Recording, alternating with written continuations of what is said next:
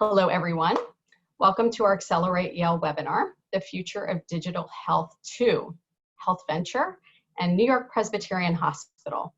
This is the second in a two-part series on digital health. Thank you so much for joining us tonight.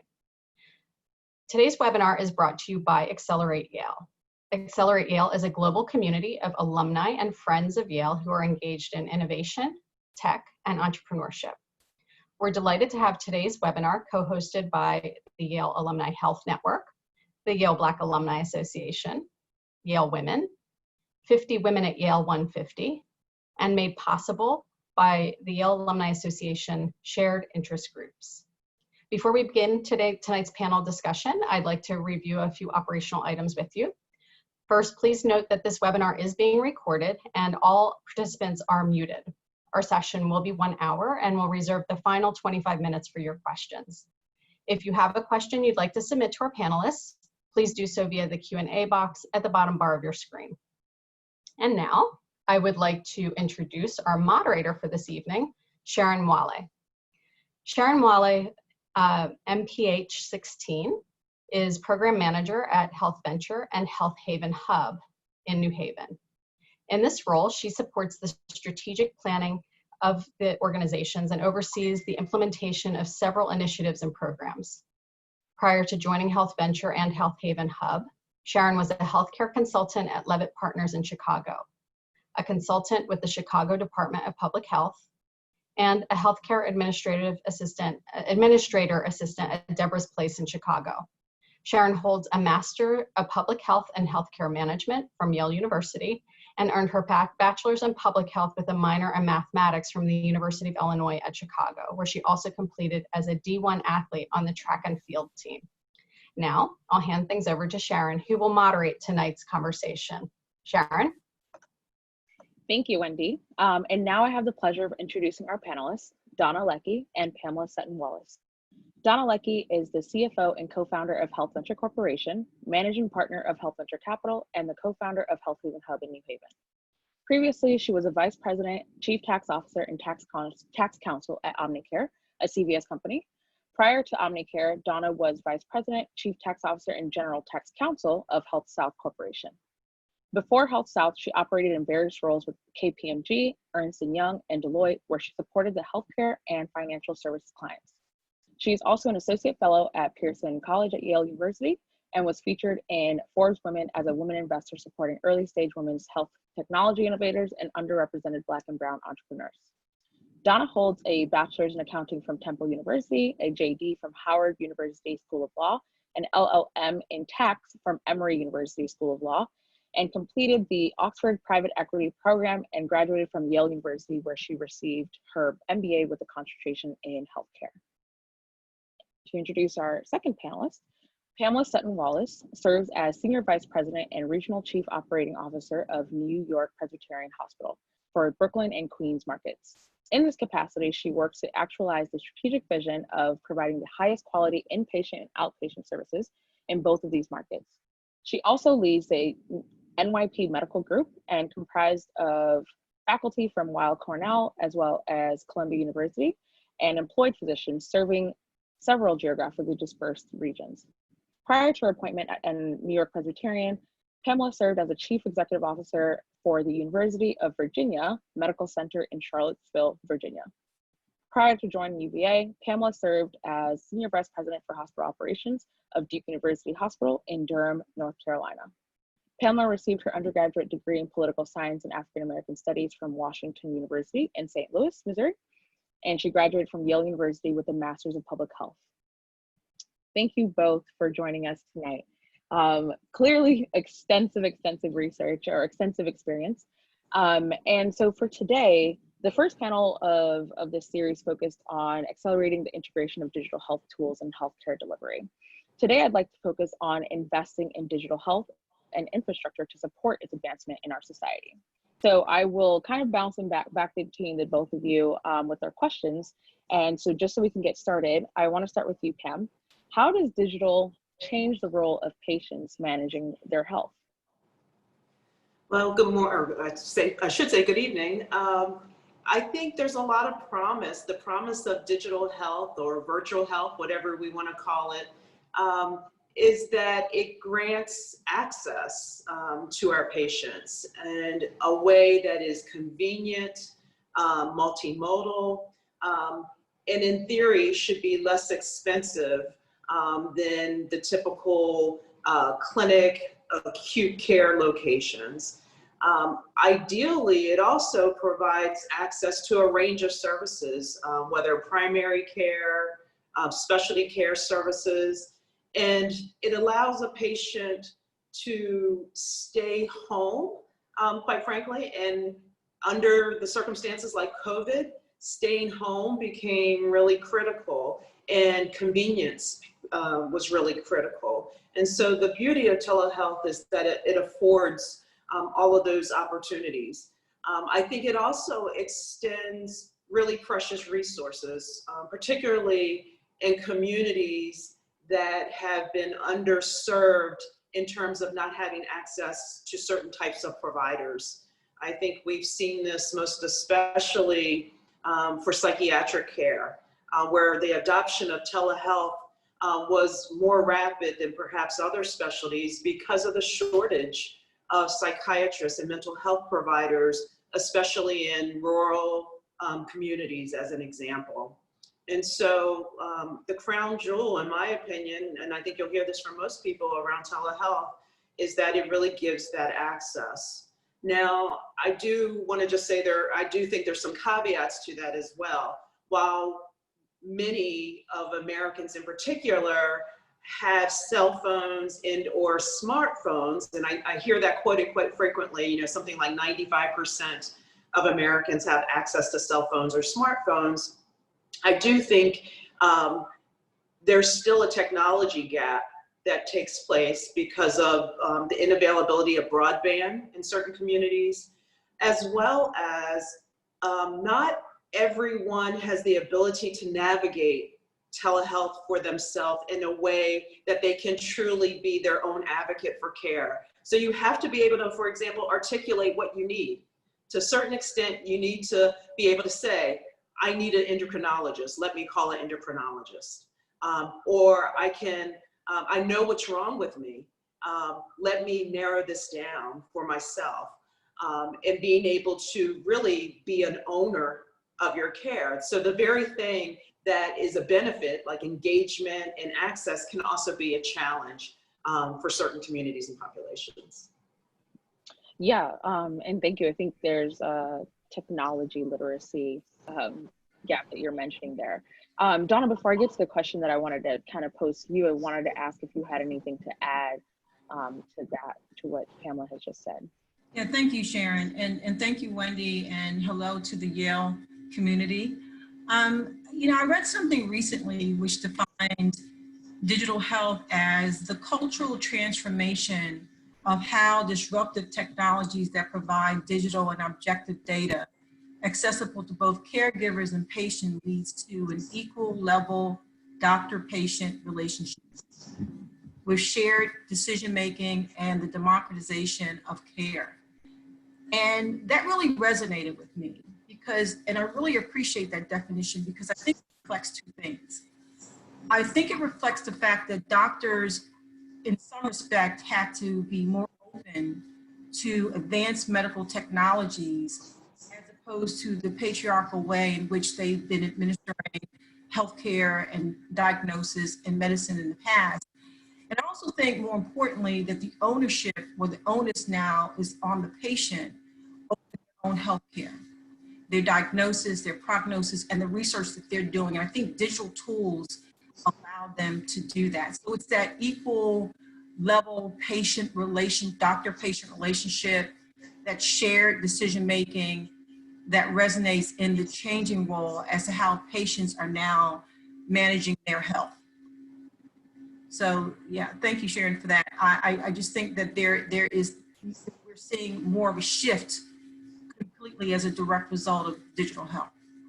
Right, and thank you for those additional. It actually takes me to the next question, which is, you know, directed specifically to, like, what's your perspective on the future of opportunities for digital health, especially when you consider the definition that you just shared and the patriarchal nature of healthcare, where it's coming from in its past and its history? Well, good question. What we're seeing is that the number of patients with chronic conditions and the cost of providing modern treatments continues to rise. We see that life expectancy is getting higher. And the World Health Organization basically identified that there's going to be a shortage of around 5 million healthcare workers in the world. At the same time, what we're seeing is technology and advances in technology at an unprecedented pace. So as it relates to hardware, we're seeing more internet access. We're seeing mobile phones, smartphones, penetration has been increasing. Medical technologies such as artificial intelligence and robotics and genomics, telemed, virtual and augmented reality have become disruptive. On the software side, the information component is there's an enormous amount of medical information now that's available via peer support and open access to clinical studies, and guidelines are becoming widely available. So what does that mean? So telemedicine clearly, as a result of the pandemic that we're seeing, is clearly emerged as the poster child for future opportunities for digital health. That's without a doubt. Providers and patients have dramatically increased the use of telemed to ensure continued access in healthcare services. But we're seeing now, I think, more of a shift legislatively where policies are being a bit more relaxed as folks are figuring this out. That in the past has limited telemed, but I think that's widening in terms of more opportunity. And in particular, as it relates to digital health technologies, we're seeing a lot in the area of remote patient monitoring, digital therapeutics, and certainly tons in the area of behavioral health and mental health. And I think that from where I sit, I think these technologies are fantastic. That's why at HealthVenture, our focus and our thesis is around digital healthcare technology to start companies.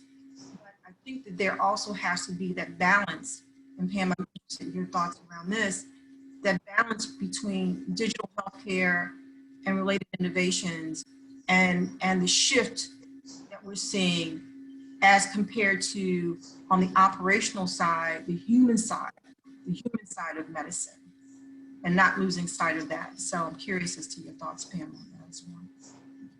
Yeah, Pam, go ahead. Yeah, no, thank you, Donna. I agree with all the points that you mentioned. I think it is true. COVID proved to us that we can adopt technologies, and we can adopt it very rapidly, especially under such urgent and dire, environmental conditions.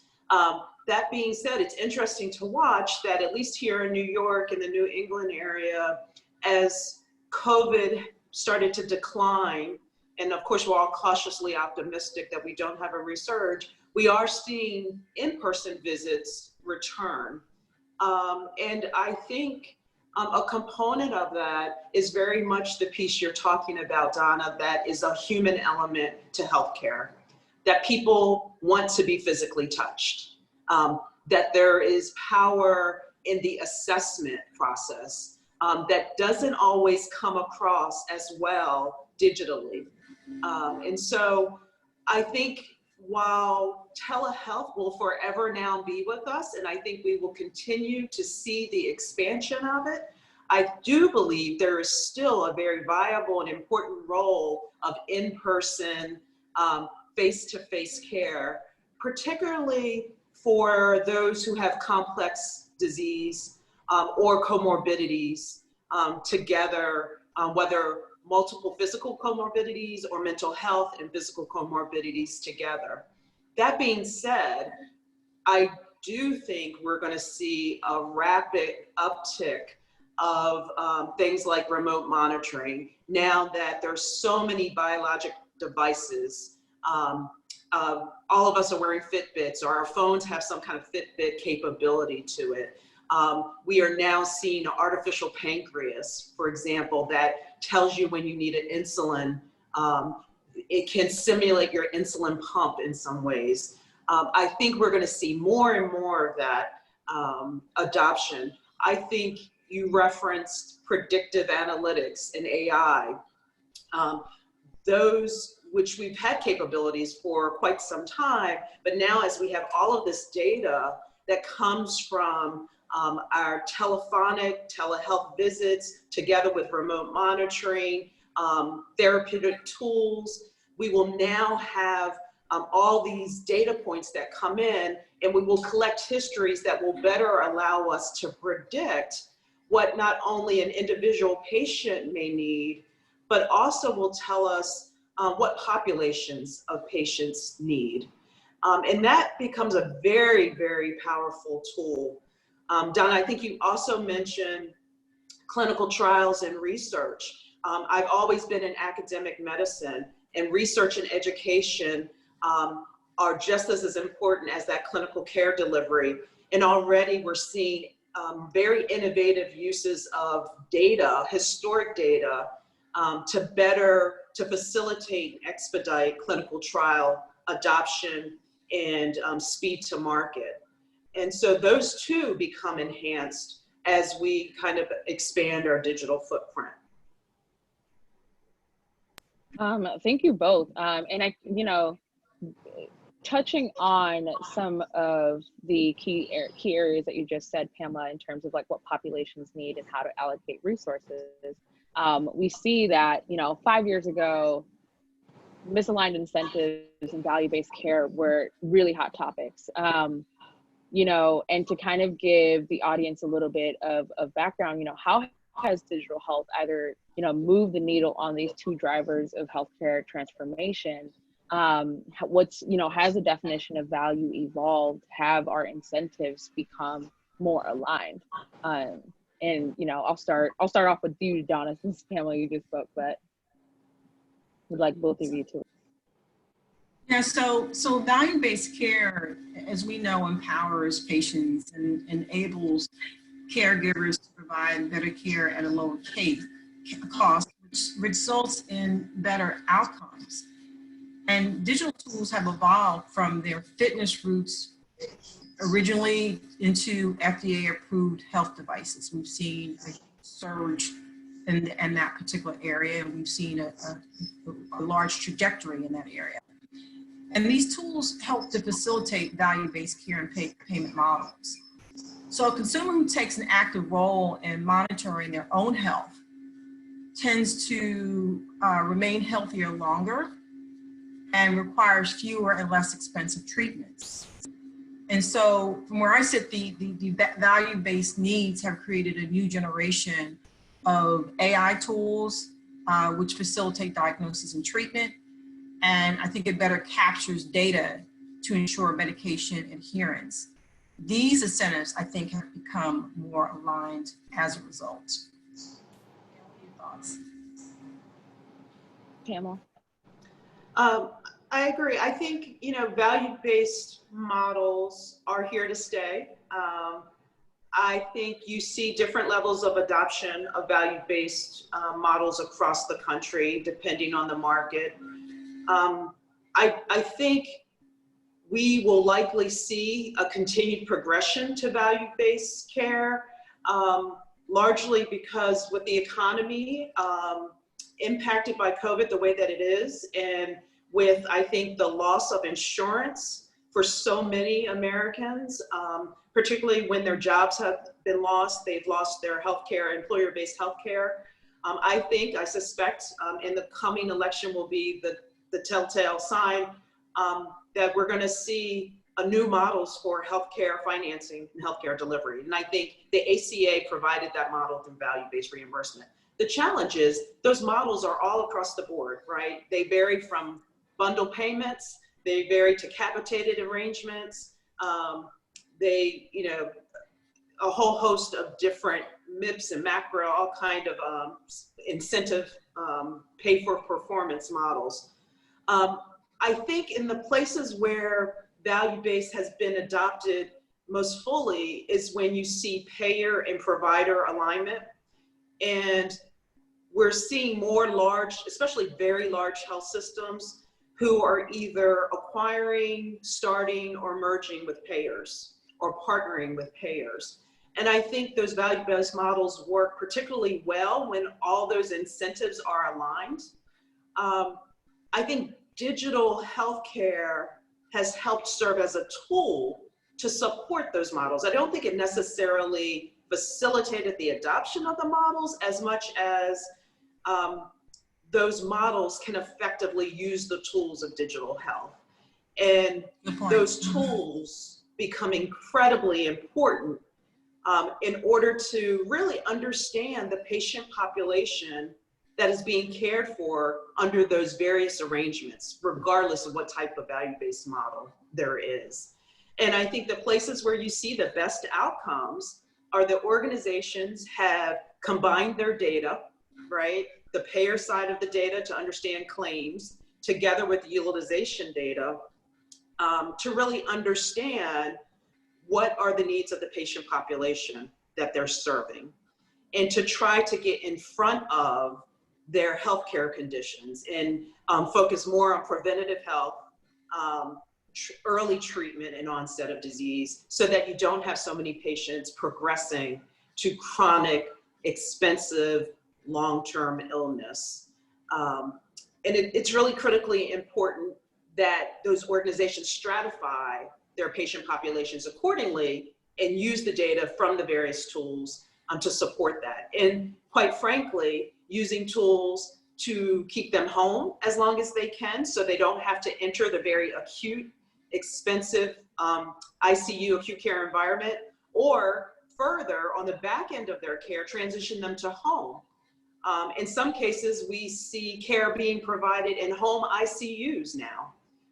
And there are lots of benefits to that. I'm sure there are some downsides to it as well. But now we have the technology that can connect an ICU intensivist physician to all the resources needed in a patient's home to provide that ICU level of care.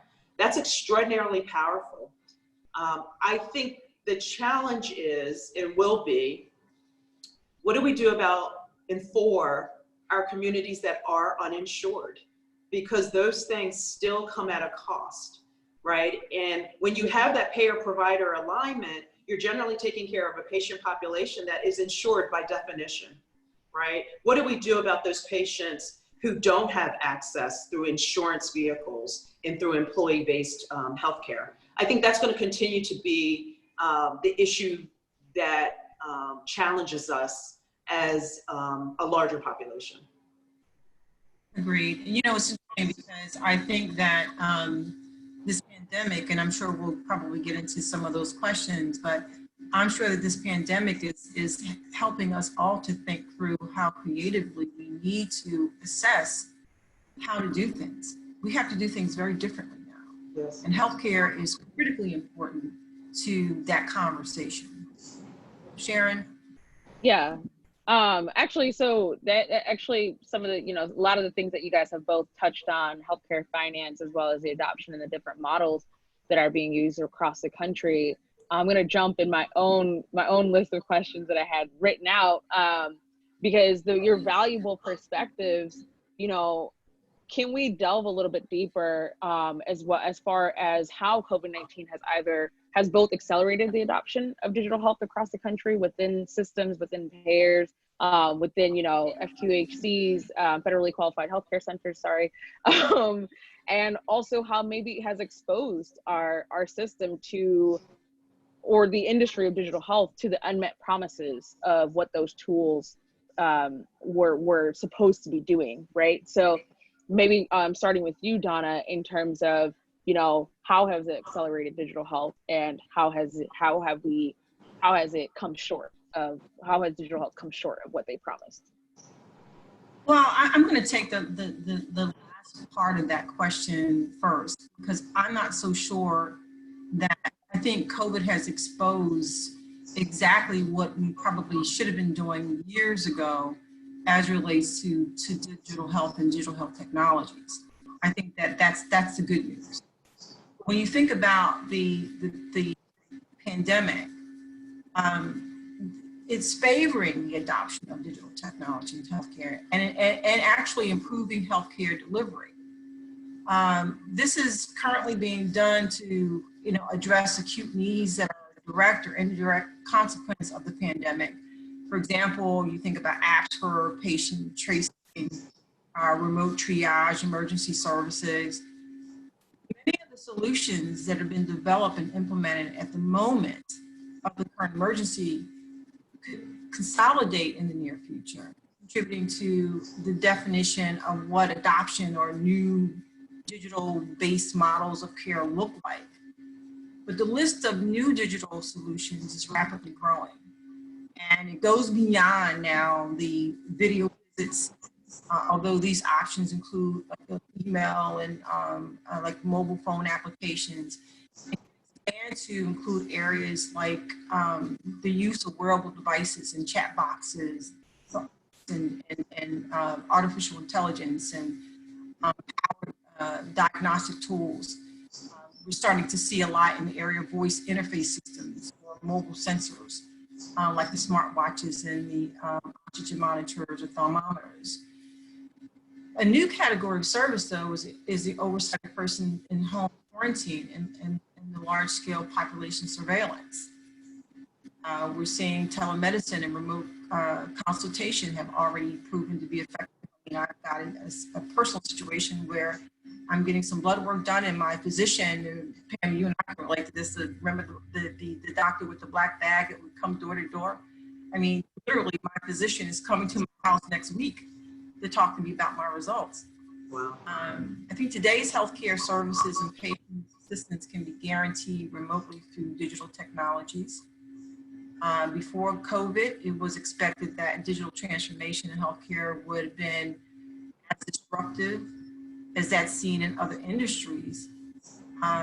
However, despite new technologies being constantly introduced, this change has yet to materialize.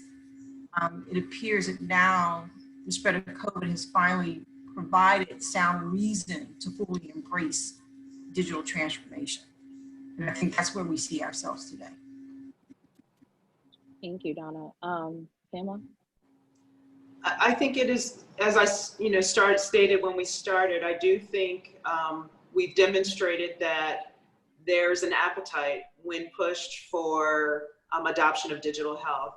My perspective is always from the provider side. And I think one of the things, to your point of kind of the unmet needs or promises around digital health and virtual care and the like, is I do think we need to be precise in knowing what problems we're trying to solve. And COVID, it was very, very clear what problem we were trying to solve as we saw adoption rates for telehealth approaches. As Donna mentioned, there's so many tools available, ranging from the whole span of technologies that you outlined.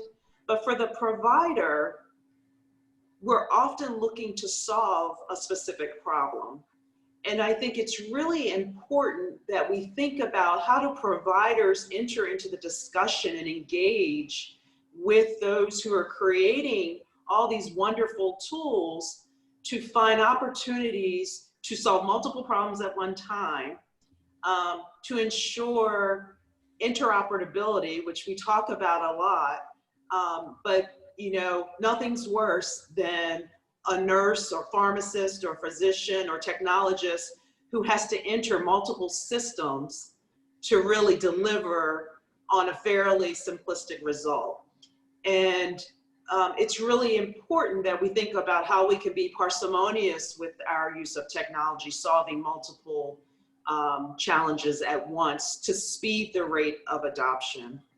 I think the promise will be less investment in bricks and mortar for health systems, which is going to, by definition, limit us. Health systems have experienced the greatest losses they've ever experienced due to the pandemic.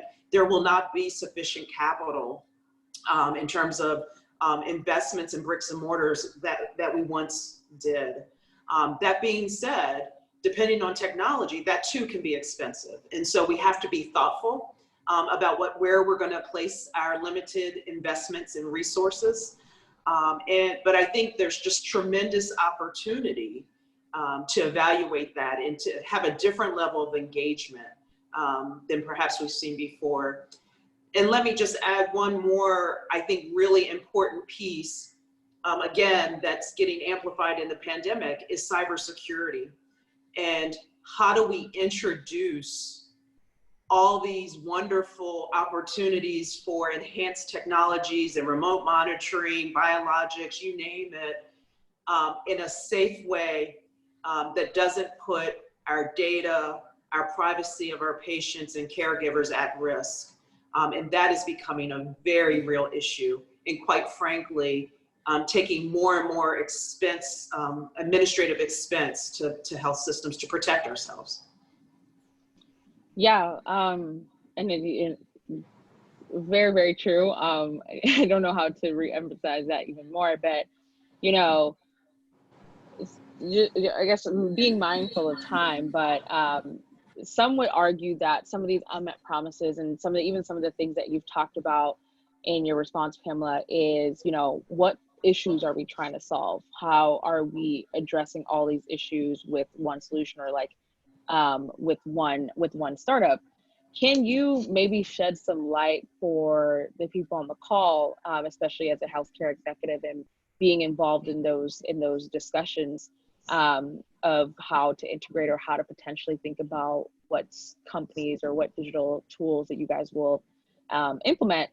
Can you shed some light on, you know, how can they go about identifying the root problems to develop solutions that are more effective and innovative, as well as, you know, comes from a needs-driven mindset?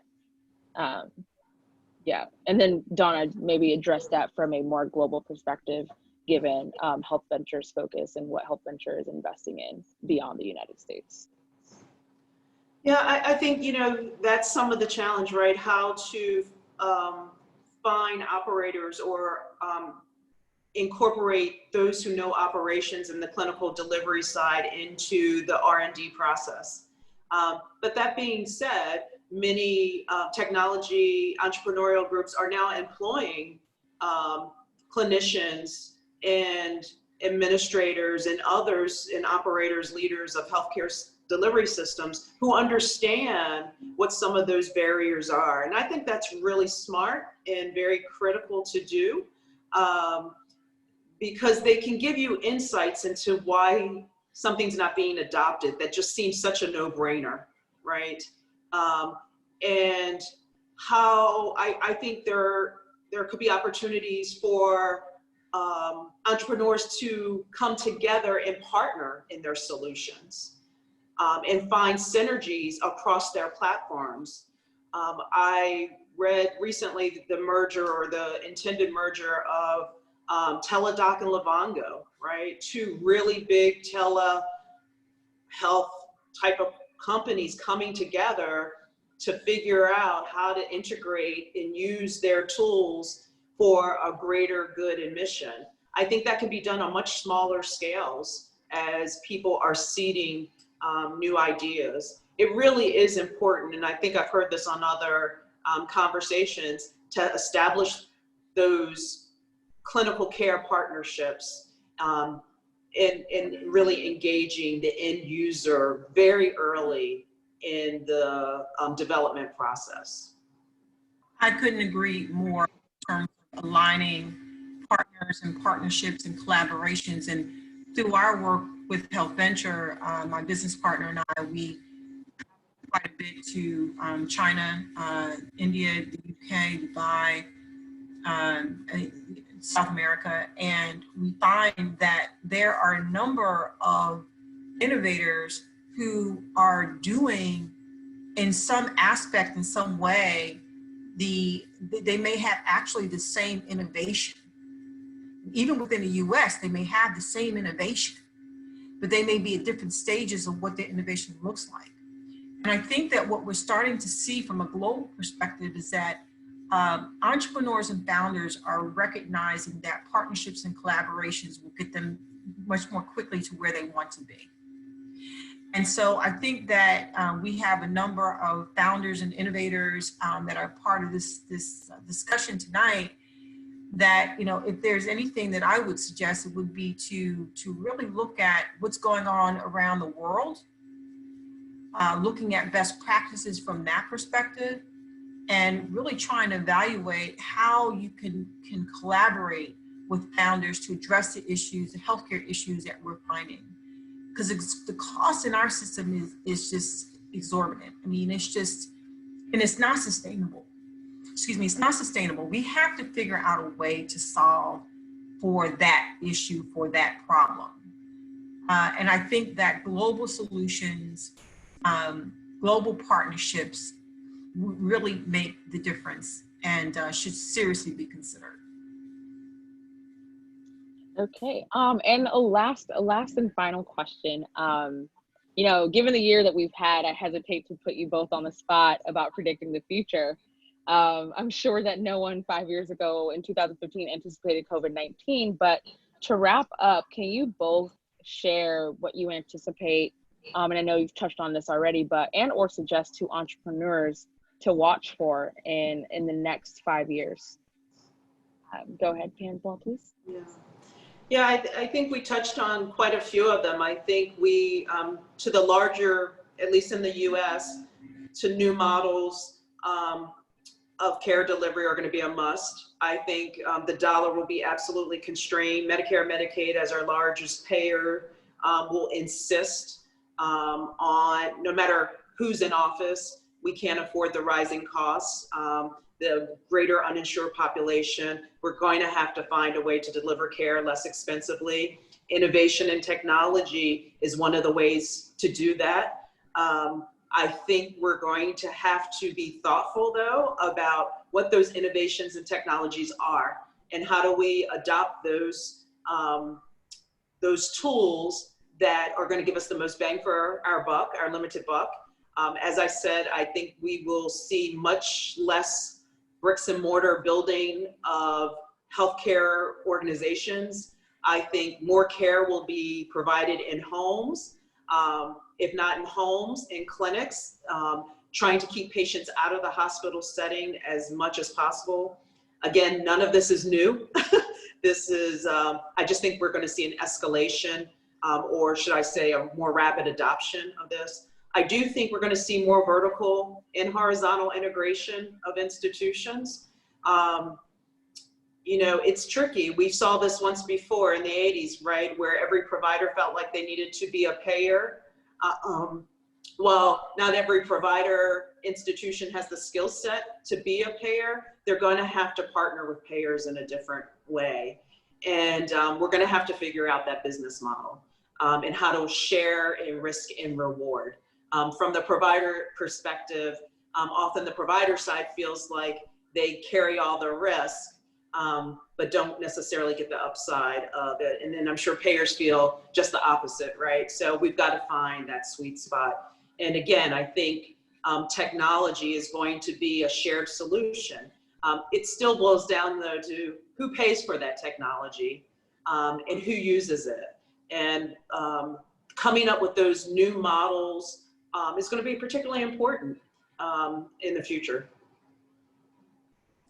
Thank you. I think that, you know, I think we'll see more of the same, I think with a heightened global perspective. And I think you're going to see more academic institutions, including those affiliated with healthcare systems. They're going to be much more involved than ever before. But I would say that in the next 5 years, there's a couple things that because I know that we have founders in the house, and you know, I think that there should be sort of the focus on the basics. The basics being, you know, what are the most relevant metrics? Patient acquisition costs, patient retention, customer service response time, engagement, effectiveness of premium content, search engine rankings, and figuring out what campaigns look like to support what healthcare institutions are trying to do, like when you think about heart health as an example. I think that there's a lot of things that we're going to see in the next 5 years that frankly just need to be refined. We need to cut the waste. We need to really refine what we're doing. And I think that digital healthcare, and with this pandemic and with other socioeconomic issues, I think that it's forcing much more of a lens on these types of issues, to do this in a much more efficient way, in a much more accurate way, and in a way in which, again, it touches not only the understanding of the advancement of technology, but also ensures that balance amongst the technology and the human aspect of it in the service of medicine and the service of healing, that we continue to focus on those areas. And for those founders who are out there, continue to think about technical validation of what it is that you're working on, ensure that what you're doing is evidence-based, and be clear about regulatory compliance. As Pam mentioned, the approval process around FDA and other regulatory industries. Be aware about the credibility of the innovations that you have. And, and finally, just we have to really think through the commercialization of the models, understanding how the models can be refined to reflect where this pandemic has suggested that we move in a direction of thinking a bit more creatively and a bit more differently and efficiently around how we do what we're doing in the area of healthcare. Thank you, Donna. And so we'll stop there, but I believe that we have a number of questions from the audience, and I will hand it over to you, Wendy, to moderate that portion. Excellent. Thank you both. Thank you, Sharon. Early on in the discussion, there was an interesting comment that came in from Angela Harris. She commented that for communities of color and rural communities, that the digital divide was still very real and was an ongoing issue. And I just actually would be really interested for the two of you to comment on that and just sort of the context of today's discussion. Pamela? Yeah, I think, this is most especially poignant in the rural communities. In Virginia, when I was in Virginia, one of the biggest challenges was getting the level of broadband services to those rural communities that could hold the technology needed to utilize these wonderful tools that we had. And we were quite successful in petitioning the state to do so. I think my earlier point is still true, that for getting access is one thing for someone who's insured, whether through a governmental payer or a commercial payer. For the uninsured patient population, access even to telehealth and telehealth solutions is still very limited, right? And that still poses challenges. I think also, as we think about the broader definition of telehealth in terms of using data and analytics, one of the areas I'm becoming particularly sensitive to, especially in light of some of the racial and discriminatory dynamics that we live under, healthcare is not immune from that. And often when we look at data, we think data is all fact, but data carries with it our biases.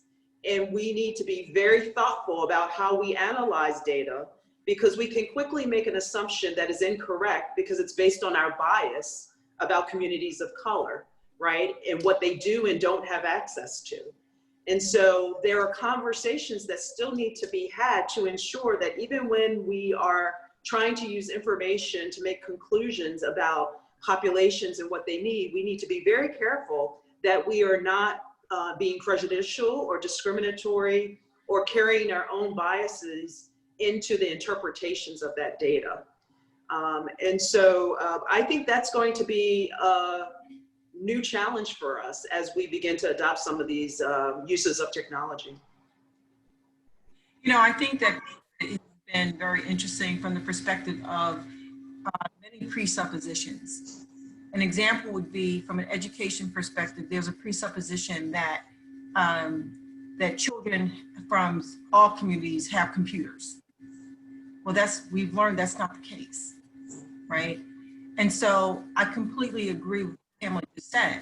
I mean, we just have to really take a step back and really evaluate how people of color are being impacted because of the fact that there may be certain assumptions that are made for all communities that may not really be reflective of all communities. It has to be part of the conversation. And until we do that, we're going to find ourselves in a situation where the data is not going to follow, or is not going to create the results and the outcomes that we need for certain communities. Pam? I was just going to add to that, that I think we assume just because, you know, the majority of people have smartphones, that there's still trust in the system to engage providers with those smartphones. All that history still comes with us. And just because we introduce technology doesn't mean we've overcome some of those class and race barriers, to the person who asked the question, Angela's point. Excellent. Okay. All right. So let's get into questions. The first question came from Pian Pian, who is an entrepreneur. Pian Pian says, thank you for all of you for sharing. What other roles do you think AI and technology can play in improving health besides assisting in diagnosis? I'm working on an idea on an AI virtual coach to help people improve their emotional intelligence and health. And they provided a link to it, which you don't need to look at right now. But how else can AI and technology help beyond diagnosis? Well, I've seen AI be used very effectively for efficiencies and process improvements. And so as an example, you'd be surprised to know, but scheduling ORs is pretty complicated science, right? It seems like something that should be so easy, but it takes a small village to get an OR case started. And how do you optimize those types of schedules? And we've seen products that are available to us that help us to optimize that OR scheduling, clinic scheduling, procedure scheduling. So I think more and more efficiencies like that. I think AI can help us predict not just the I think the person asked about the clinical conditions, but again, at UVA, we had some researchers who could predict with 95% certainty whether a child would have a cardiac event within the next 3 days. That becomes a huge benefit. Yeah. In more applications, the problem was it was limited, very limited to children, to cardiac conditions. But what about the 1,000 of other conditions? That's what I mean, trying to solve more problems with similar tools. We have a portfolio company that is a maternal pregnancy app. And what AI is helping us to do, and helping our client, our company to do, is to support specific content to the individual. So you can have all the digital apps in the world, but if the information is generic, it's not necessarily helpful to the individual. So artificial intelligence is supporting, through digital healthcare, is supporting more personalized content and information for the individual to support the individual's healthcare needs and issues. I can be a pregnant woman who has a pregnancy with non-issues. I don't want my content to be the same as the content for a woman who has gestational diabetes as a result of a pregnancy. There are two different scenarios there. AI helps to support that information flow and content for that woman. Okay, excellent, thank you. Christine Walsh asks, What place does physical examination have in digital medicine, especially in such subspecialties as cardiology and neurology, both in terms of initial evaluation and follow-up? This often directs testing and treatment.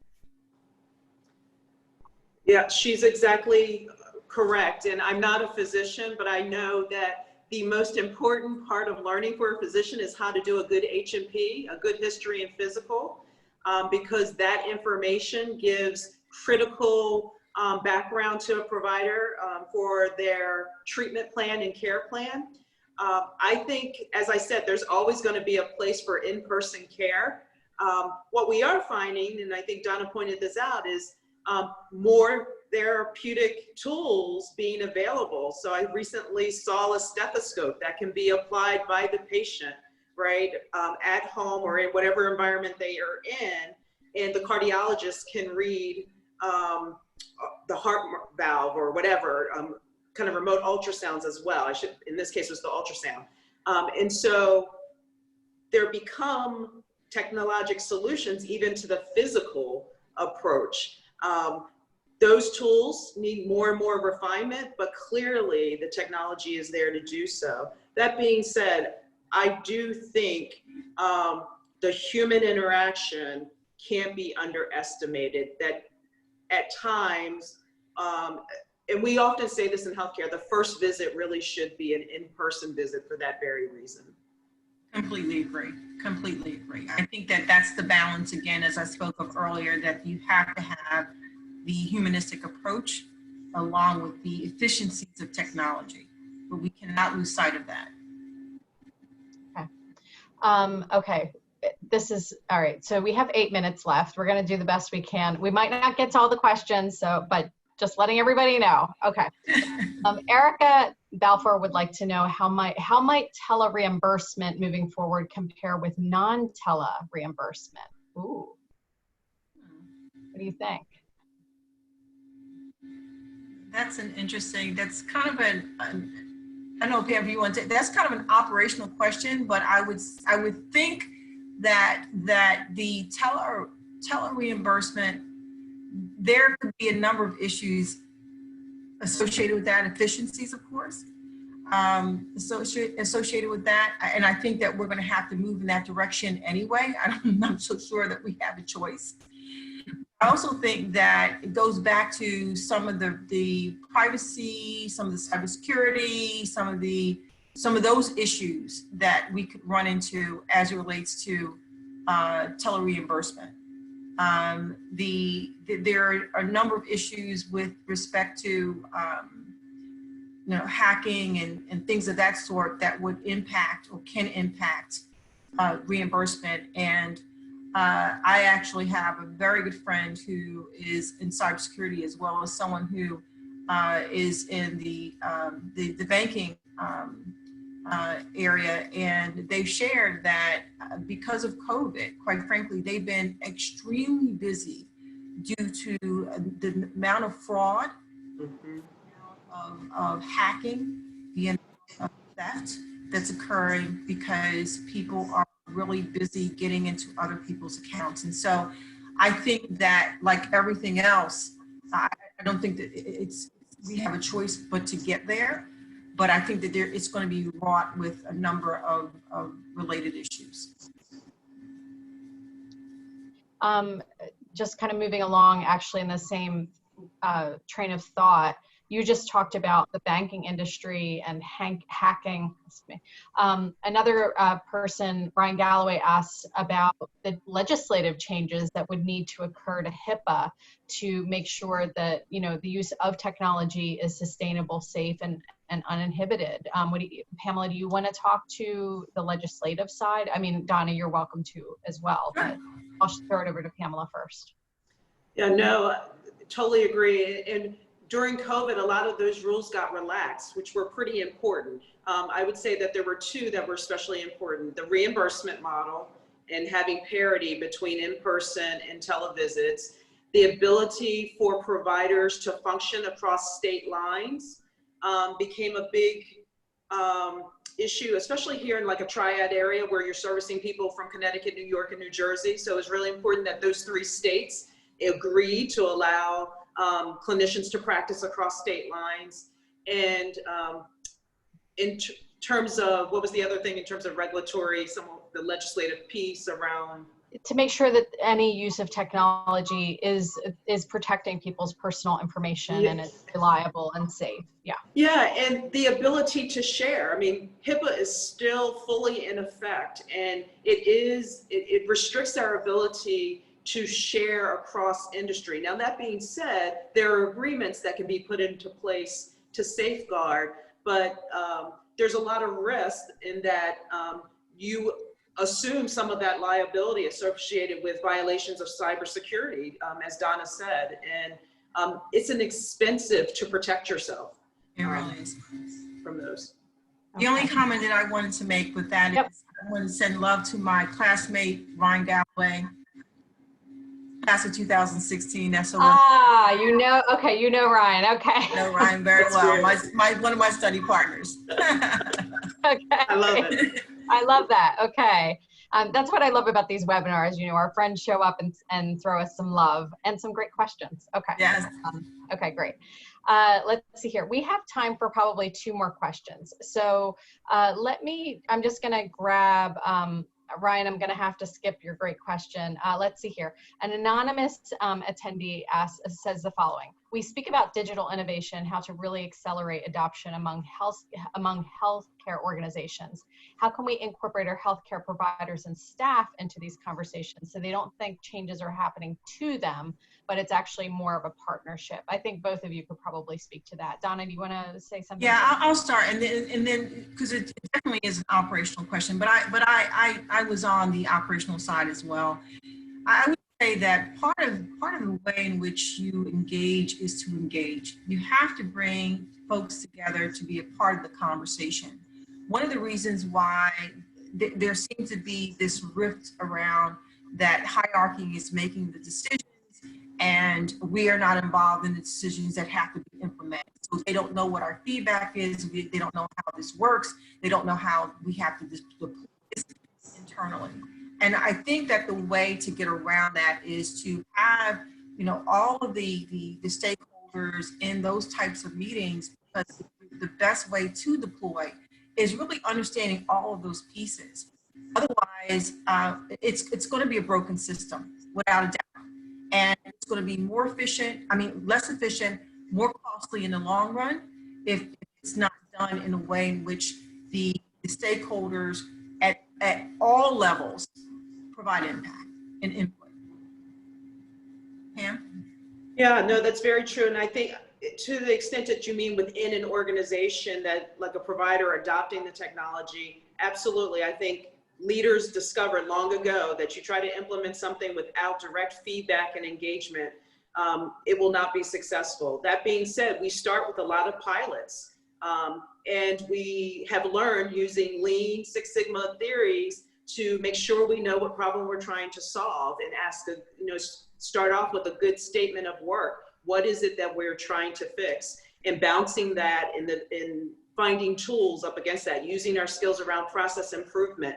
Those become really, really essential, and they take a long time. To Donna's point, it takes a while longer to build that collaboration and to do it methodically, but the payoff is well worth it as opposed to having to unwind bad systems, bad processes.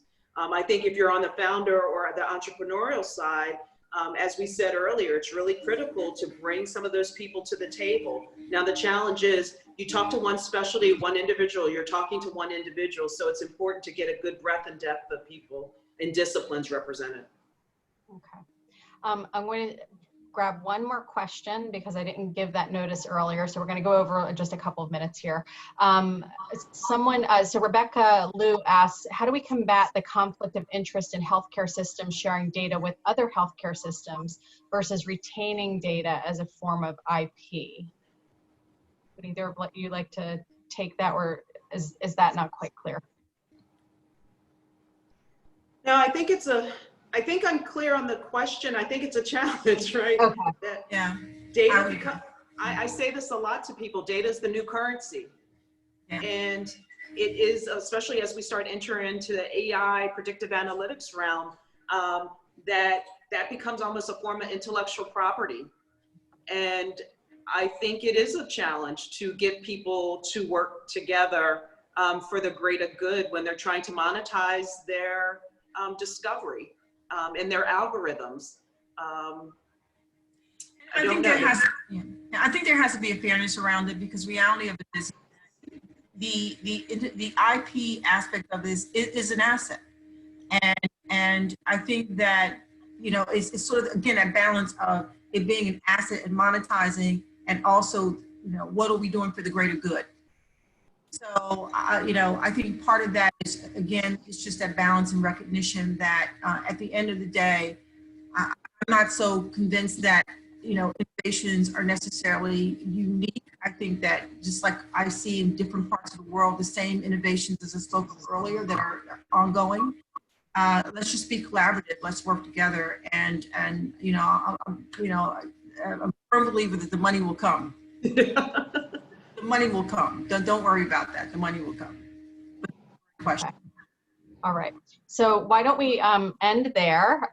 We're at 9:01, so perfect place to end. And I just, first of all, I wanted to thank Donna and Pamela for joining us this evening. What a fascinating conversation. I could literally continue to talk to you for quite a while about all of this, even though this is not my area of expertise. Sharon, thank you so much for moderating the conversation. You were so thoughtful. And once again, I could talk to you for quite a while as well. So I just wanted to once again thank all of our co-sponsors, the Yale Alumni Health Network, the Yale Black Alumni Association, Yale Women, 50 Women at Yale 150, and the Yale Alumni Association's shared interest groups, and all of our participants who joined us this evening. A recording of tonight's webinar will be posted on the Accelerate Yale LinkedIn page, on our Facebook group, and on our YouTube channel, and it will be shared with all of the registrants of this webinar. It'll also be posted to the Alumni Association virtual events page on the Vimeo channel. So once again, a special thank you to Donna, Pamela, and Sharon for a very illuminating conversation, and to all of our participants tonight. Thank you so much, and enjoy the rest of your evening. Thank you. Bye. Good night. Bye-bye. Good night.